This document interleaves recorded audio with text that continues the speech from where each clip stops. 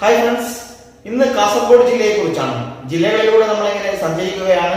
30 ദിവസം കൊണ്ട് നമ്മൾ ഈ GK പോർഷൻ ഏകദേശം ഡിഗ്രി ലെവൽ പരീക്ഷയ്ക്ക് വേണ്ടിയുള്ളത് തീർക്കും. അപ്പോൾ നമ്മൾ ഇന്ന് കാസർഗോഡാണ്. സപ്തഭാഷ സംഗമഭൂമിയായ കാസർഗോഡ്, ദൈവങ്ങളുടെ നാട് എന്നറിയപ്പെടുന്ന കാസർഗോഡ്. നമുക്ക് കടക്കാം. കാസർഗോഡ് 1984 മെയ് മാസം 24-ാം തീയതിയാണ് കാസർഗോഡ് ജില്ല രൂപം കൊണ്ടത്. 1984 മെയ് മാസം 24-ാം തീയതി കാസർഗോഡ് ജില്ല രൂപീകൃതമായി. ഏറ്റവും അവസാനം രൂപം കൊണ്ട ജില്ല ഏതാണെന്ന് ചോദിച്ചാൽ കാസർഗോഡ് ജില്ലയാണ്. ഏറ്റവും അവസാനം രൂപം കൊണ്ട ജില്ലയാണ് കാസർഗോഡ്. അതുപോലെ ഏറ്റവും കൂടുതൽ നദികൾ ഒഴുകുന്ന കേരളത്തിലെ ജില്ലയാണ് കാസർഗോഡ്. ഏറ്റവും കൂടുതൽ നദികൾ ഒഴുകുന്ന കേരളത്തിലെ ജില്ല കാസർഗോഡാണ്. പുകയില കൃഷി ചെയ്യുന്ന കേരളത്തിലെ ജില്ല കാസർഗോഡ് ജില്ലയാണ്. പുകയില കൃഷി ചെയ്യുന്ന കേരളത്തിലെ ജില്ല കാസർഗോഡ് ജില്ലയാണ്. ദൈവങ്ങളുടെ നാട് എന്നറിയപ്പെടുന്ന ജില്ല കാസർഗോഡാണ്. തെയ്യങ്ങളുടെ നാട് കണ്ണൂരാണെങ്കിൽ ദൈവങ്ങളുടെ നാട് കാസർഗോഡാണ്. അതുപോലെ തന്നെ കാസർഗോഡ് ജില്ലയുടെ ഏറ്റവും വലിയ പ്രത്യേകതയാണ് തുളു ഭാഷ സംസാരിക്കുന്നത്. തുളു ഭാഷ സംസാരിക്കുന്ന കേരളത്തിലെ ഏക ജില്ലയാണ് കാസർഗോഡ്. തുളു ഭാഷ സംസാരിക്കുന്ന കേരളത്തിലെ ഏക ജില്ല. അതുപോലെ തന്നെ കാസർഗോഡ് അറിയപ്പെടുന്നതാണ് സപ്തഭാഷ സംഗമഭൂമി എന്ന്. സപ്തഭാഷ സംഗമഭൂമി എന്നറിയപ്പെടുന്നത് കാസർഗോഡാണ്.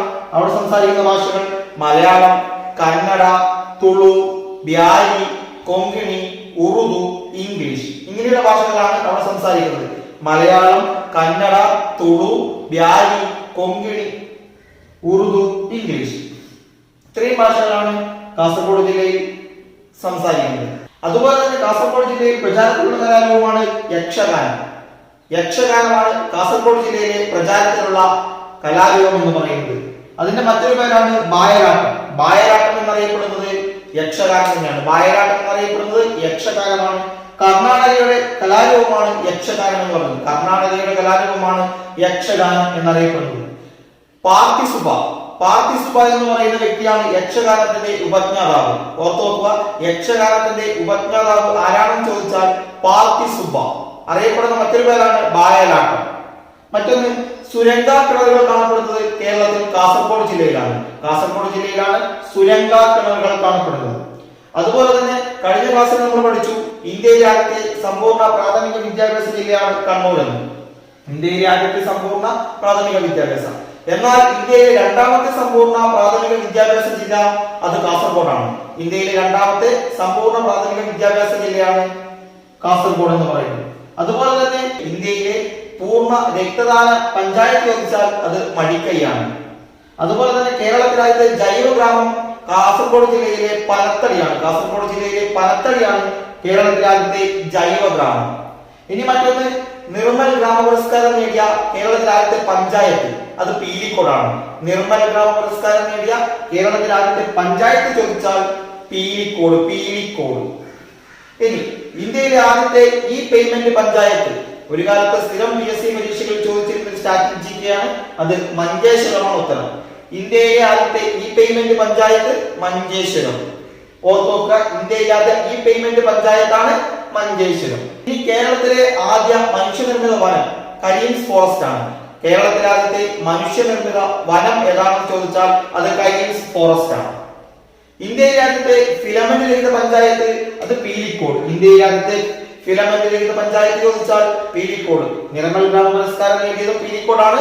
ഇന്ത്യയിലെ ആദ്യത്തെ ഫിലമെന്റ് രഹിത പഞ്ചായത്തും പീലിക്കോടാണ്.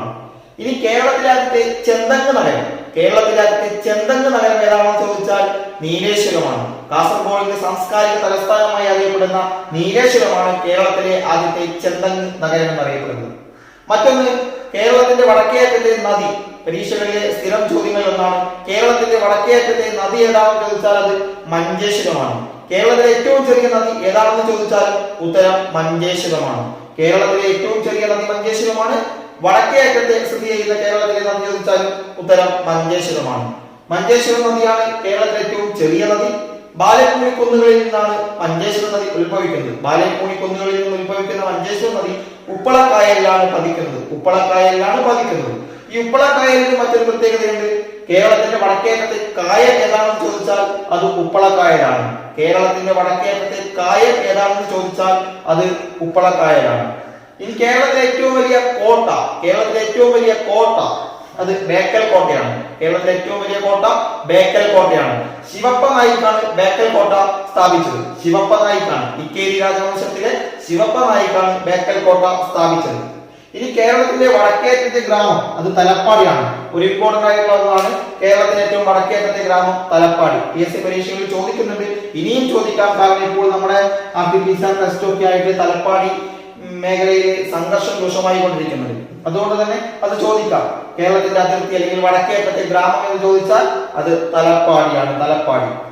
ഇനി സ്ട്രാറ്റജിക്കയിലേക്ക് വന്നാൽ കേരളത്തിന്റെ ഊട്ടി എന്നറിയപ്പെടുന്നത് മാടത്തുമലയാണ്. കേരളത്തിലെ ഊട്ടി എന്നറിയപ്പെടുന്നത് മാടത്തുമല. മാടത്തുമലയുടെ ഇപ്പോഴത്തെ പേരാണ് റാണിപുരം. മാടത്തുമലയുടെ ഇപ്പോഴത്തെ പേര് റാണിപുരം എന്നാണ്. കേരളത്തിന്റെ ഊട്ടി എന്നറിയപ്പെടുന്ന റാണിപുരത്തിന്റെ പഴയ പേര് മാടത്തുമല. ഇങ്ങനെയും ചോദ്യം ചോദിക്കാം. അതുപോലെ നമ്മൾ പറഞ്ഞു സാംസ്കാരിക തലസ്ഥാനം. കാസർഗോഡിന്റെ സാംസ്കാരിക തലസ്ഥാനമാണ് നീലേശ്വരം. കാസർഗോഡിന്റെ സാംസ്കാരിക തലസ്ഥാനം നീലേശ്വരമാണ്. കേരളത്തിന്റെ കൂർഗ് എന്നറിയപ്പെടുന്നത് മാലോ. കേരളത്തിന്റെ കൂർഗ് എന്നറിയപ്പെടുന്നത് മാലോ ആണ്. അതുപോലെ തന്നെ ചന്ദ്രഗിരിപ്പുഴ. ചന്ദ്രഗിരിപ്പുഴ എന്നറിയപ്പെടുന്നത് പയസ്വിനി എന്നും ചന്ദ്രഗിരിപ്പുഴ അറിയപ്പെടുന്നു. ചന്ദ്രഗിരിപ്പുഴ പയസ്വിനി എന്നും അറിയപ്പെടുന്നു. ചന്ദ്രഗിരിപ്പുഴയുടെ ഒരു പോഷക നദിയാണ് പയസ്വിനി പുഴ. ഇനി കാഞ്ഞങ്ങാട് കോട്ട. ഹോസ്ദുർഗ് കോട്ട എന്നും അറിയപ്പെടുന്നത് കാഞ്ഞങ്ങാട് കോട്ടയാണ്. ഹോസ്ദുർഗ് കോട്ട എന്നും അറിയപ്പെടുന്നത് കാഞ്ഞങ്ങാട് കോട്ടയാണ്. കാഞ്ഞങ്ങാട് കോട്ട അല്ലെങ്കിൽ ഹോസ്ദുർഗ് കോട്ട പണി കഴിപ്പിച്ചത് ഇക്കേരി രാജവംശത്തിലെ സോമശേഖര നായകാണ്. ഇക്കേരി രാജവംശത്തിലെ സോമശേഖര നായകാണ് കാഞ്ഞങ്ങാട് കോട്ട അല്ലെങ്കിൽ ഹോസ്ദുർഗ് കോട്ട പണി കഴിപ്പിച്ചത്. അതുപോലെ തന്നെ മറ്റൊരു കോട്ടയാണ് കാസർഗോഡയിലെ ചന്ദ്രഗിരി കോട്ട. മറ്റൊരു കോട്ട ചന്ദ്രഗിരി കോട്ട. ചന്ദ്രഗിരി കോട്ടയും പണി കഴിപ്പിച്ചത് ശിവപ്പ നായിക്കാണ്. ശിവപ്പ നായിക്കാണ് ചന്ദ്രഗിരി കോട്ട പണി കഴിപ്പിച്ചത്. ഇനി മറ്റൊരു സ്റ്റാറ്റിസ്റ്റിക്സ് ചോദിച്ചാൽ കേരളത്തിലെ രണ്ടാമത്തെ തുറന്ന ജയിൽ ഏതാണ്? കാസർഗോഡ് ജില്ലയിൽ സ്ഥിതി ചെയ്യുന്ന ചീമേനിയാണ്. കേരളത്തിലെ രണ്ടാമത്തെ തുറന്ന ജയിൽ കാസർഗോഡ് ജില്ലയിലെ ചീമേനിയാണ്. ചീമേനി. ചരിത്രരേഖകളിൽ ഹെർക്കുല എന്നറിയപ്പെടുന്നതും കാസർഗോഡ് ജില്ലയാണ്. ചരിത്രരേഖകളിൽ ഹെർക്കുല എന്നറിയപ്പെടുന്നതും കാസർഗോഡ് ജില്ലയാണ്. ഇനി കയ്യൂർ സമരം. കാസർഗോഡ് ജില്ലയിൽ നടന്ന പ്രശസ്തമായ ഒരു സമരമാണ് കയ്യൂർ സമരം. 1941 കയ്യൂർ സമരം നടക്കുന്നത്. 1941 കാസർഗോഡ് ജില്ലയിലാണ് കയ്യൂർ സമരം അരങ്ങേറിയത്. ചിരസ്മരണ. സാഹിത്യകാരനായ നിരഞ്ജന എഴുതിയ കയ്യൂർ സമരത്തെ പശ്ചാത്തലമാക്കിയുള്ള നോവലാണ് ചിരസ്മരണ. അതായത് സാഹിത്യകാരനായ നിരഞ്ജന എഴുതിയ കയ്യൂർ സമരത്തെ പശ്ചാത്തലമാക്കിയുള്ള നോവലാണ് ചിരസ്മരണ എന്ന് പറയുന്നത്. ഇനി മറ്റൊന്നാണ് തോൽ വിളക്ക് സമരം. തോൽ വിളക്ക് സമരം നടന്ന ജില്ല ചോദിച്ചാൽ കാസർഗോഡ് ജില്ലയാണ്. തോൽ വിളക്ക് സമരം 1946 തോൽ വിളക്ക് സമരം നടക്കുന്നത്. തോൽ വിളക്ക് സമരത്തിന്റെ മറ്റൊരു പേരാണ് ചീമേനി എസ്റ്റേറ്റ് സമരം. ചീമേനി എസ്റ്റേറ്റ് സമരം എന്നും തോൽ വിളക്ക് സമരം അറിയപ്പെടുന്നു. തോൽ വിളക്ക് സമര നായിക ചോദിച്ചാൽ കാർത്യായനി അമ്മയാണ്. തോൽ വിളക്ക് സമര നായിക കാർത്യായനി അമ്മ. ഓക്കെ. മറ്റൊന്ന് കേരളത്തിൽ സ്ഥിതി ചെയ്യുന്ന കേന്ദ്രീയ സർവകലാശാല കാസർഗോഡ് ജില്ലയാണ്. കേരളത്തിൽ അനുവദിച്ച കേന്ദ്രീയ സർവകലാശാല സ്ഥിതി ചെയ്യുന്നത് കാസർഗോഡ് ജില്ലയിലാണ്. അതിന്റെ ആസ്ഥാനം എന്ന് പറയുന്നത് തേജസ്വിനി ഹിൽസ് ആണ്. പെരിയയിലുള്ള തേജസ്വിനി ഹിൽസ് ആണ് കേന്ദ്ര സർവകലാശാലയുടെ ആസ്ഥാനം. കേരളത്തിലെ കേന്ദ്ര സർവകലാശാലയുടെ ആസ്ഥാനം കാസർഗോഡ് ജില്ലയിലെ പെരിയയിലെ തേജസ്വിനി ഹിൽസ് ആണ്. ഇതിന്റെ പ്രമാണവാക്യമാണ് അമൃതം തു വിദ്യ. പ്രമാണവാക്യമാണ് അമൃതം തു വിദ്യ. നോളജ് ഈസ് എറ്റേണൽ എന്നാണ് അതിനർത്ഥം. അമൃതം തു വിദ്യ. അതുപോലെ central plantation crops research institute സ്ഥിതി ചെയ്യുന്നത് കാസർഗോഡാണ്. Central plantation crops research institute സ്ഥിതി ചെയ്യുന്നത് കാസർഗോഡാണ്. ചെറുവത്തൂർ മത്സ്യബന്ധന തുറമുഖം കാസർഗോഡ് ജില്ലയിലാണ്. ചെറുവത്തൂർ മത്സ്യബന്ധന തുറമുഖം കാസർഗോഡ് ജില്ലയിലാണ്. തുളു അക്കാദമിയുടെ ആസ്ഥാനം കാസർഗോഡ് ജില്ലയിലെ മഞ്ചേശ്വരമാണ്. തുളു അക്കാദമിയുടെ ആസ്ഥാനം മഞ്ചേശ്വരമാണ്. എന്നാൽ കൊങ്കണി അക്കാദമിയുടെ ആസ്ഥാനം ചോദിച്ചാൽ അത് എറണാകുളം ജില്ലയാണ്. കൊങ്കണിയുടെ എറണാകുളം ജില്ലയാണ്. തുളു അക്കാദമി മഞ്ചേശ്വരം. കേരളത്തിലെ ഏക തടാക ക്ഷേത്രമാണ് അനന്തപുരം ക്ഷേത്രം. കേരളത്തിലെ ഏക തടാക ക്ഷേത്രം അനന്തപുരം ക്ഷേത്രമാണ്. കുമ്പളയിൽ സ്ഥിതി ചെയ്യുന്നു. അതുപോലെ കേരളത്തിലെ സമ്പൂർണ്ണ വിള ഇൻഷുറൻസ് ജില്ല എന്നറിയപ്പെടുന്നത് കാസർഗോഡാണ്. കേരളത്തിലെ സമ്പൂർണ്ണ വിള ഇൻഷുറൻസ് ജില്ലയാണ് കാസർഗോഡ്. ഇനി നമ്മൾ എൻഡോസൾഫാൻ. കേരളത്തിലെ ഏറ്റവും ദുരിതം വിതച്ച ഒന്നാണ് എൻഡോസൾഫാൻ. കാസർഗോഡ് ജില്ലയിലാണ് ഏറ്റവും കൂടുതൽ എൻഡോസൾഫാൻ ദുരിതം വിതച്ചിരിക്കുന്നത്. കാസർഗോഡ് ജില്ലയിലെ പെട്ര സ്വർഗ എന്ന ഗ്രാമത്തിലാണ് എൻഡോസൾഫാൻ കൂടുതൽ വിനാശകരമായ വിധത്തിൽ ദുരിതം വിതച്ചത്.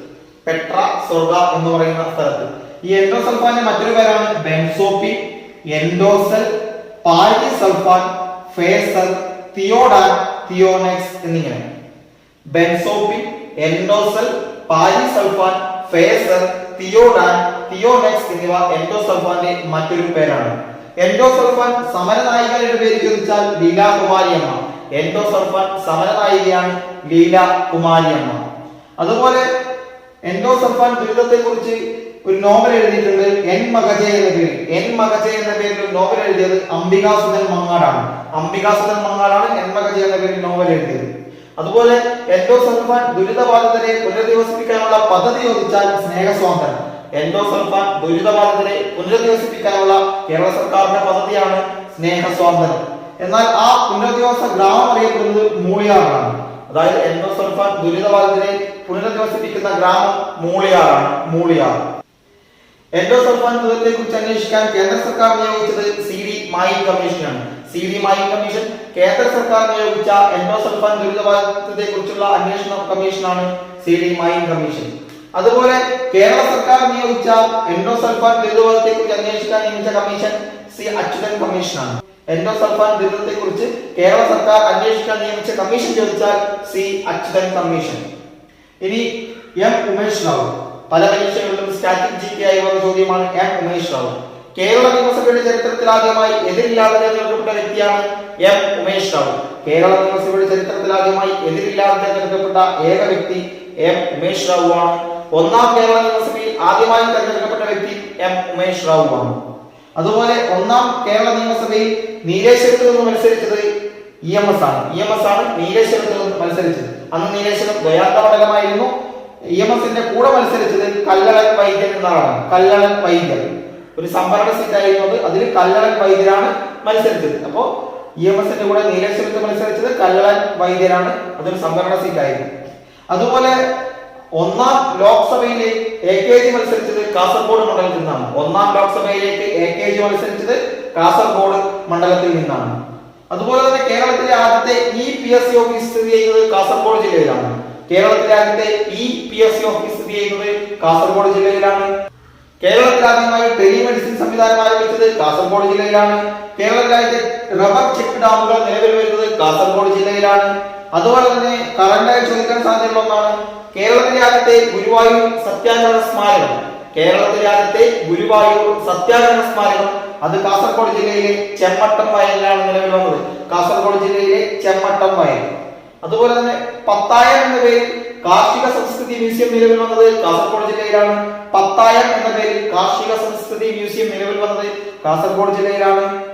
അതുപോലെ മധുരം പ്രഭാതം, അതായത് പ്രഭാത ഭക്ഷണം കഴിക്കാൻ പ്രാപ്തിയില്ലാത്ത കുട്ടികൾക്കായി മധുരം പ്രഭാതം എന്ന പദ്ധതി ആരംഭിച്ചത് കാസർഗോഡ് ജില്ലയാണ്. പ്രഭാത ഭക്ഷണം കഴിക്കാൻ നിർവാഹമില്ലാത്ത കുട്ടികൾക്കായി മധുരം പ്രഭാതം എന്ന പദ്ധതി ആവിഷ്കരിച്ചത് കാസർഗോഡ് ജില്ലയാണ്. ഇത്രയുമാണ് കാസർഗോഡ് ജില്ലയെ കുറിച്ച് നമ്മുടെ പരീക്ഷകളിൽ ചോദിക്കാൻ സാധ്യതയുള്ള പ്രധാനപ്പെട്ട വസ്തുതകൾ.